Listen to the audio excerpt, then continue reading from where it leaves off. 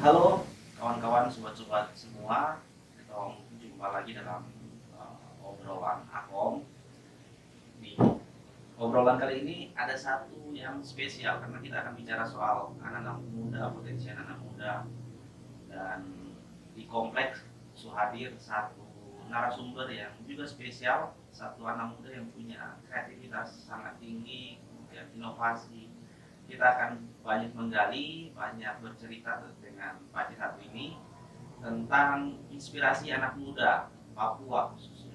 Kita akan menggali informasi dari dia. Halo Pak Cik. Halo, halo. Bagaimana? Sehat? Sehat, sehat. Baik. Yang pasti harusnya sehat terus. Ya, harus sehat terus. Jadi kan aktivitas cukup tinggi ya akhir-akhir ini. Lumayan. Lumayan ini.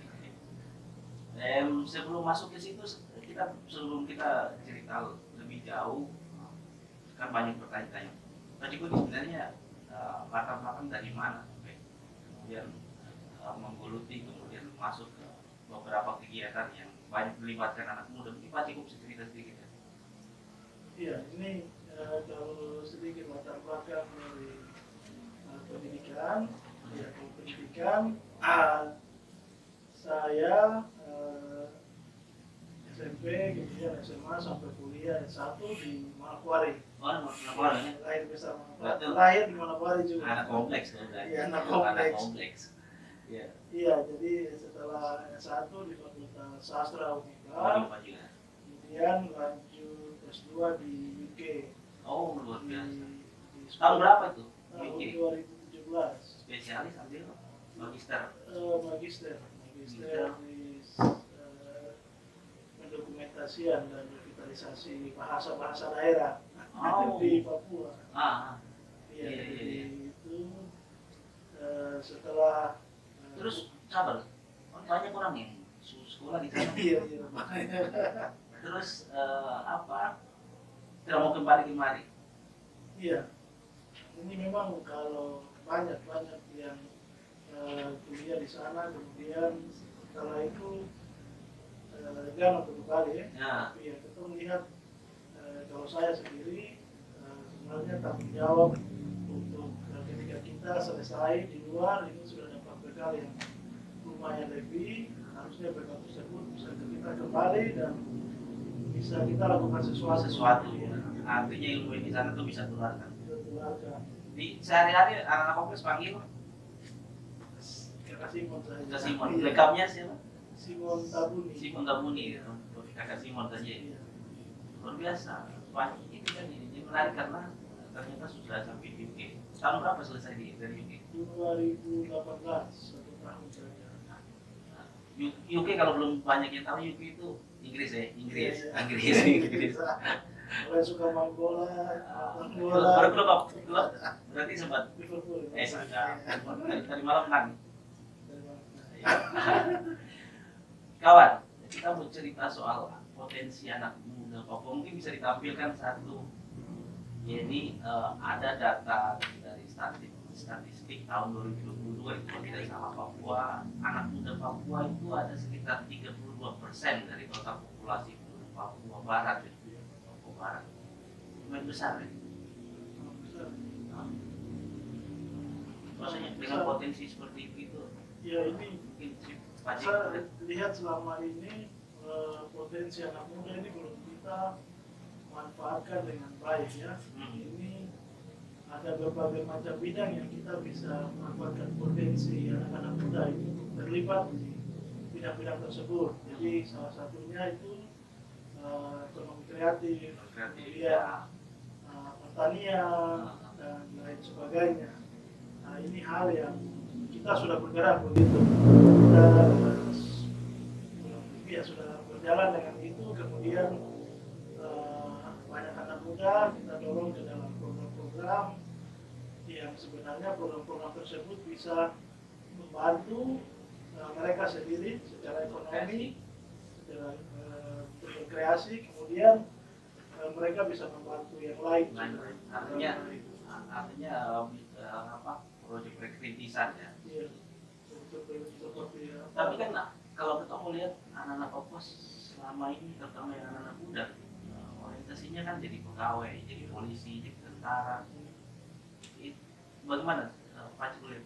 Iya, kalau dari sudut pandang kita sebenarnya sah-sah saja ya. Ya, Saja, pilihan karena ya, semua pilihan punya hidup. pilihan untuk mau jadi apa saja, Nah, kecuali menjadi pembangun dan lain sebagainya. Tapi untuk itu ya pilihan. Tapi kenapa kita tidak bisa membuat terobosan lain, memberikan opsi-opsi lain begitu? Saya lihat tidak ada opsi lain yang anak muda bisa pilih begitu. Mereka mau menjadi apa? Jadi ya opsi itu yang kita lagi dorong dengan adanya Papua Muda Inspiratif. iya, iya. Kita memberikan opsi, kemudian ketika anak-anak muda ini mau menjadi entrepreneur, itu kita bisa melengkapi mereka, punya keahlian apa yang perlu untuk mereka. Mungkin mereka tidak melihat, belum bisa memberi peluang yang saya lihat ini ada macam ini salah satu yang dibuat ya. Iya, jadi Iya, mungkin bisa saja anak-anak muda di Papua ini melihat tidak instan begitu, perlu instan untuk mendapatkan penghasilan, makanya mereka mungkin orientasinya seperti pegawai ya. Nah, bagaimana merubah mindset pikiran anak-anak muda itu? Ya sudah, bertani saja kan. Iya. Setuju Apa Pak sekali. Cik lakukan? Setuju sekali tadi bilang apa instan ini ingin sesuatu yang cepat. Seperti instan dan sebagainya. Kemudian kita banyak anak muda tidak mau membuat sesuatu yang membutuhkan proses baru bisa dapat hasil ya. Ini itu memang hal yang jadi tantangan juga untuk saat ini untuk mendorong anak-anak muda untuk terlibat dalam entrepreneurship. Tapi ya saat ini solusi yang kita sedang dorong yaitu kita biasa dorong ada yang teman-teman petani milenial ataupun teman-teman entrepreneurs yang mereka sudah dapat hasil dari apa yang mereka usahakan gitu. Jadi usaha mereka atau bisnis mereka itu kita dorong untuk menjadi contoh sehingga teman-teman muda ini melihat begitu, ternyata di bidang ini kita bisa menghasilkan sesuatu yang lebih bahkan lebih ketika mereka dibandingkan mereka kerja di kantor dan lain sebagainya begitu. Memang masih ada anak muda yang menjadi petani sekarang? Banyak. Kita setelah berjalan sosialisasi, kemudian pelatihan, kemudian ada program yang sudah berjalan, kemudian terlihat programnya dan hasilnya itu terlihat dari segi ekonomi, pendapatan dari petani, banyak yang mulai terlibat dari milenial ataupun entrepreneur dan lain-lain. Konsep petani milenial seperti apa ya, Pak Ciko? Ya petani milenial ini ini kalau dari segi umur ya umur 18 sampai 39 tahun. Ini untuk umur milenial. Kemudian milenial saat ini kan mahir sekali menggunakan gadget ya. Dunia lah ya. Itu zamannya saat ini. Ini mungkin pemuda inspiratif. Pokoknya dorong gerakan petani milenial bersama kementerian. Jadi kerjasama dengan Kementerian Pertanian ya? Iya, kerjasama dengan Kementerian. Di berapa daerah ya? Ini di Papua Barat, hampir di seluruh kabupaten. Untuk gerakan PMI sendiri kerjasama dengan Kementerian Pertanian, kemudian dinas-dinas terkait di setiap kabupaten dan kota, kemudian BPP dan lain sebagainya di seluruh Papua. Itu binaan Papua Muda Inspiratif. Itu barang apa Papua Muda? Iya. Mungkin ini jadi ini kembali lagi ke PMI. Ini ada 5 bidang yang kita dorong di dalam gerakan Papua Muda Inspiratif, di mana gerakan ini gerakan yang direstui langsung oleh Bapak Presiden Jokowi. Gambar itu ada Pak Jokowi lagi. Iya, lagi jagung Solo. Iya.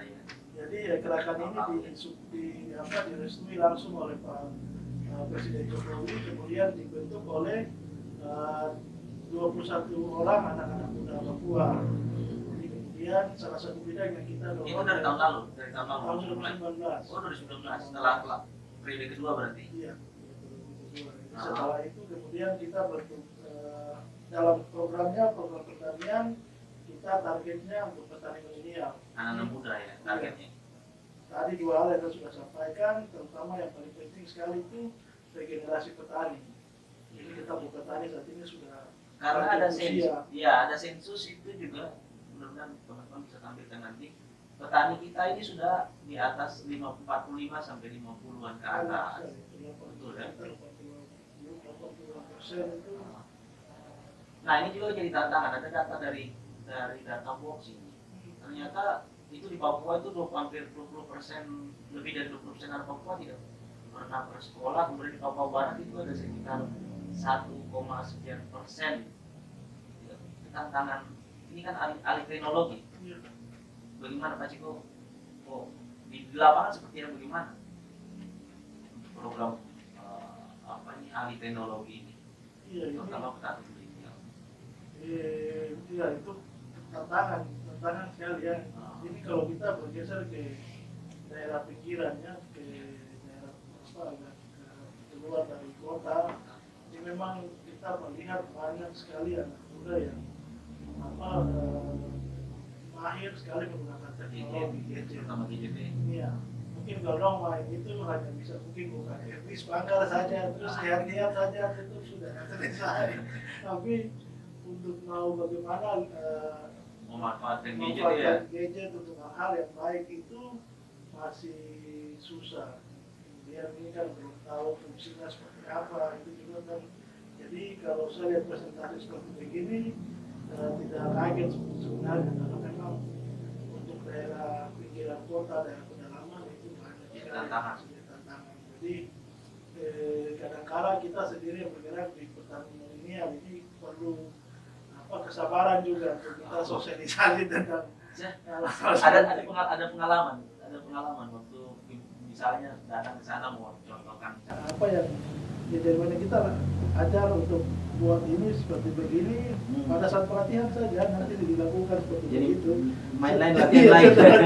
Langsung sudah buat yang lain lagi, kembali ke awal lagi begitu. Pak Haji, sorry saya coba kalau pernah mungkin kan Pak Haji ke daerah lain melihat kondisi pertanian di daerah lain. Kalau tidak salah di Jawa Barat juga kan ada program petani anak muda ya. Pak Haji coba bandingkan dengan kita di Papua nih, seberapa berat tantangan? Iya masih cukup berat ya. Ini cukup berat.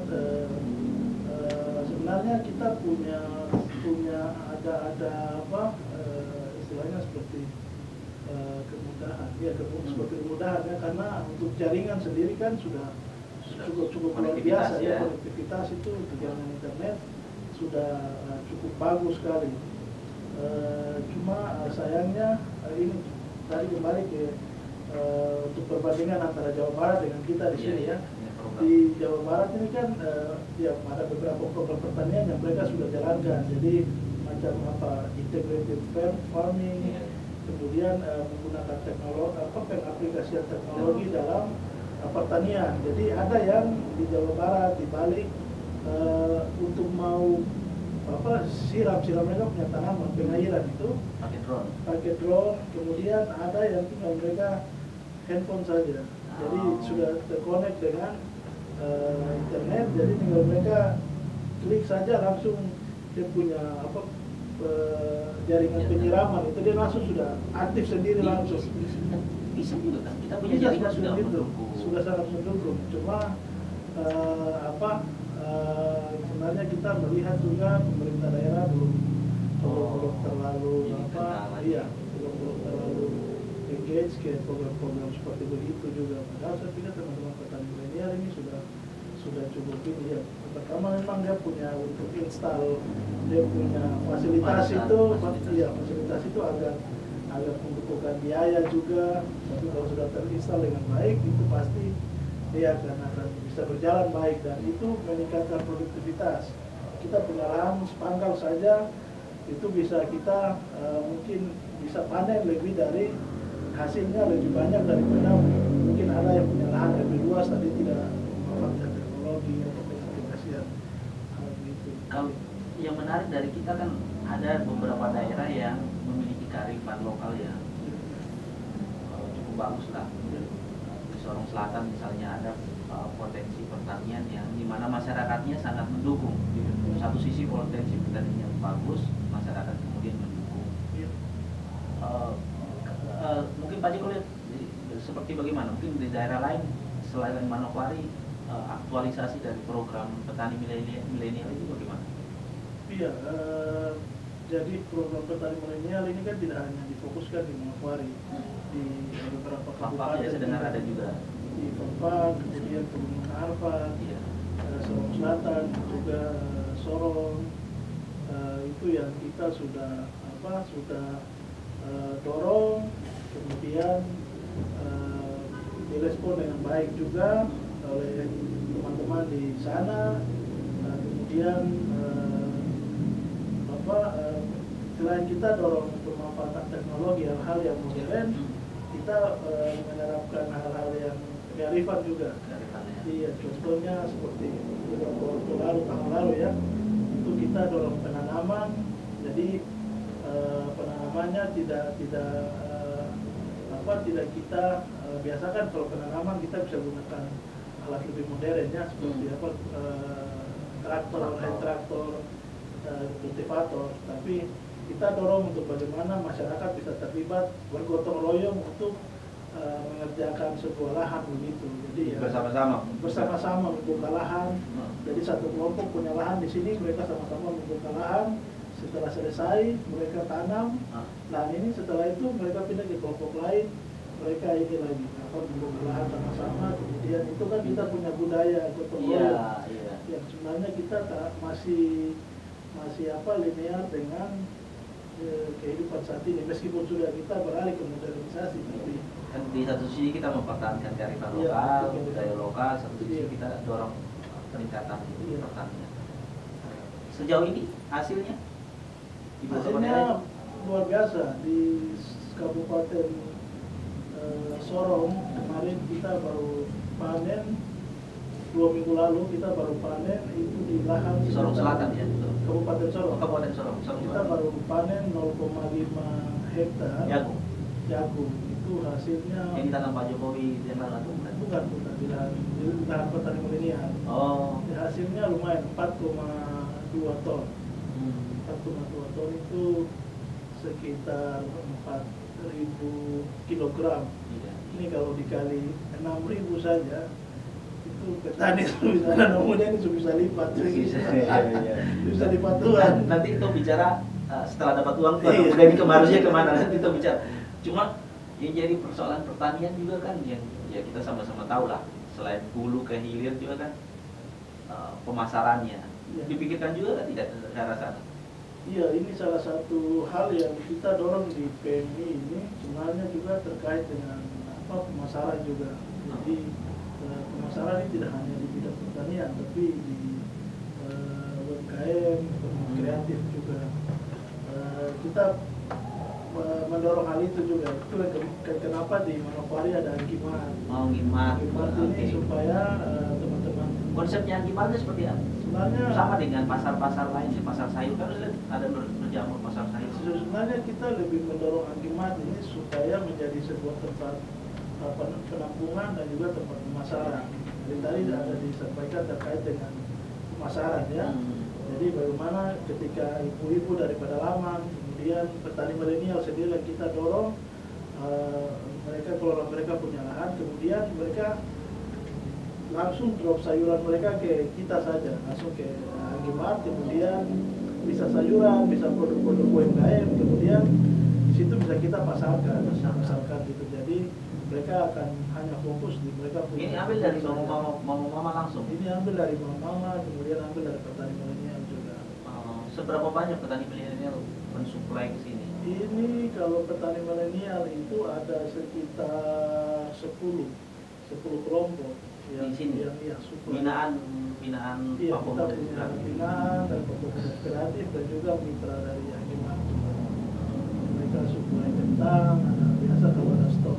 harga beli dari dorang? Harga beli dari dorang Kan jadi kan ketemu pernah sama-sama kalau dorang kan pulang ambil ya. dengan harga rendah kemudian jual dengan harga tinggi. Kalau di ini, Kalau mereka kita ajarkan mereka tentang biaya menghitung biaya produksi. Ya, pengelolaan keuangan ya, manajemen keuangan petani. Post production itu kita untuk memproduksi sebuah produk atau sebuah produk pertanian, produk UMKM itu kira-kira berapa biaya yang mereka keluarkan. Jadi itu acuan mereka menentukan harga begitu. Jadi dari situ ya kita belanja sesuai itu, membeli ke mereka gitu. Jadi ya artinya harga tidak terlalu. Sudah dari tahun kapan Animat? Ini kita dari 2020. Baru satu tahun berarti? Baru 1 tahun ya, yang mau 2 tahun. Mau 2 tahun. Iya, mau 2 tahun. Jadi dari pedalaman juga, dari Anggi, kan namanya? Dari Anggi, dari Bintuni, dari Tambrau. Saya dengarkan melayani online juga. Melayani online. Nanti bisa disampaikan juga kalau bicara pesannya. Iya. Jadi ada aplikasinya. Aplikasi sudah diarahkan. Kita ada pengembangan aplikasinya kerjasama dengan Telkom dari Bakti Desa, program Bakti Desa, programnya Telkom. Jadi kalau ada yang mau order sayur, langsung aplikasi. Iya. Untuk saat ini kita masih gunakan via WhatsApp. Rencana launching itu sebenarnya akhir bulan ini, tapi kemungkinan kita undur karena tempat penampungan belum selesai. Kalau tempat penampungan sudah selesai, kemudian bisa kita launching langsung untuk website belanja online-nya. Nanti perlahan website baru kita download di aplikasi. Saya ingin tadi kan kalau anak-anak muda ini susah untuk mengubah mindset berpikir mereka instan itu. Seberapa menghasilkan sih sebenarnya jadi petani itu? Cukup luar biasa ya. Ini bisa kasih contoh gambaran kayak kalau kita di Agimat saja tadi saya sudah sampaikan jagung tadi itu panen 3 bulan. Kemarin lahan yang 0,5 hektar itu dia bisa hasilkan 4,2 ton. Kalau kita jual ke pasar off-taker itu dia ambil 6.000 per kilogram. Jadi kalau kita hitung 4,2 itu bisa 20 juta. Biaya produksi itu hanya 6 juta atau 7 juta saja. 14 itu bersih. 14 itu bersih dalam waktu 3 bulan. 3 bulan. Dia punya lahan itu dalam 1 tahun dia bisa olah 3 kali. Artinya dalam 1 bulan 4 juta sekian. Iya. Bersihnya 4 juta, 14 juta. Itu maksudnya per bulannya. Iya. Kalau kita bagikan 3 bulan dari itu ya. Itu untuk kelompok atau itu perorangan? Untuk kelompok. Biasanya kan per kelompok ada 5 sampai 10 orang. Lumayan itu. Ya, 400 per bulan lah. Iya. Jadi sebenarnya cukup menjanjikan sebenarnya kalau mau digeluti ya. Menjanjikan sekali kalau digeluti, kemudian tekun untuk diperhatikan. Nah paling penting itu kan tekun itu. Iya. Agak susah kemudian anak-anak muda konsisten di dunianya, apalagi dengan dunia gadget yang saya mau lebih mendalam soal ini ya, anak muda dengan gadget yang saat ini kita sering singgung itu. Bagaimana anak Papua supaya lebih arif bergadget ini dan bisa ya kasus belakangan ada juga itu ya. Pak Cik lihat bagaimana? Iya, ini memang bagi anak muda yang kita masih kurang juga terkait dengan sosialisasi literasi digital ya. Ini di sekolah-sekolah, SMP, SMA, bahkan di dunia kampus juga masih kurang adanya sosialisasi terkait dengan bagaimana memanfaatkan teknologi ataupun gadget ini dengan baik begitu. Jadi akhirnya ya saat ini mungkin saya lihat banyak kita masih menggunakan gadget tidak untuk hal-hal yang positif ya 10.000 anggota anak-anak muda ada di Papua dan juga Papua Barat. Itu dengan produktif ya, bukan hanya menjadi member ya, bukan hanya menjadi punya member, usaha begitu. punya usaha dan usaha mereka berjalan dengan baik, produktif. Ada yang ketika kita dorong untuk membuat produk, menghasilkan produk yang baik, kita bantu fasilitasi sehingga produk tersebut bisa tidak hanya dijual di Papua saja, tetapi bisa dijual di seluruh Indonesia, bahkan bisa diekspor keluar. Itu untuk hal-hal yang terkait dengan ekonomi ya. Ada pertanian, produk-produk pertanian, kopi dan lain sebagainya. Kemudian juga ada produk-produk UMKM, ekonomi kreatif. Kemudian kita tidak hanya bergerak di ekonomi saja, tetapi juga bagaimana isu-isu terkait dengan pendidikan dan juga kesehatan juga itu kita tidak kita memperhatikan hal-hal itu juga.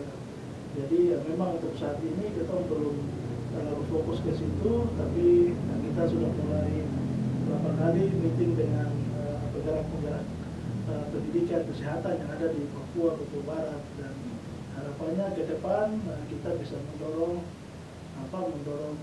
dua bidang ini juga untuk jadi concern sehingga ini karena yang paling mendasar sekali itu pendidikan pendidikan dan kesehatan. Jadi hak wajib. Iya, hak wajib. Jadi harus kita mendorong hal tersebut juga. Jadi kita berharap kita punya target seperti itu dan kita mendorong terus untuk menyaring anak-anak muda yang sudah terjun dalam dunia ekonomi, UMKM, pertanian, kita memperkuat mereka sambil kita menumbuh kembangkan juga yang baru-baru begitu. Kita menggait, mensosialisasi, ada yang baru-baru mau terjun ke dunia ini ekonomi, kreatif, UMKM dan lain sebagainya.